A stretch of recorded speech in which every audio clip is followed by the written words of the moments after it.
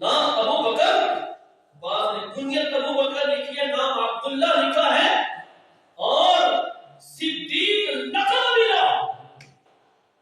میرے نبی نے فرمایا میں نے اپنی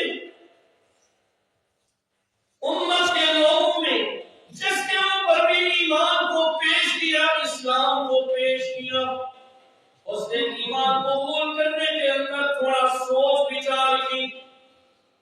عمر کے سامنے آپ کی زندگی، عمر کی زندگی آپ کے سامنے، وہ تو اسلام کے اندر جس طرح دشمنوں کے خلاف اسلام میں رہتے ہوئے دشمنوں کے مخالف تھے، کفار کے مخالف تھے، اسی طرح کفر پر رہتے ہوئے سب سے بڑا دشمن نبی کو سمجھتے تھے۔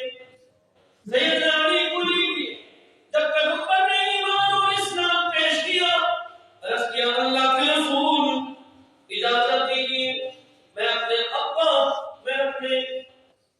ابو طالب اپنے ابا سے مشورہ کروں۔ میرے نبی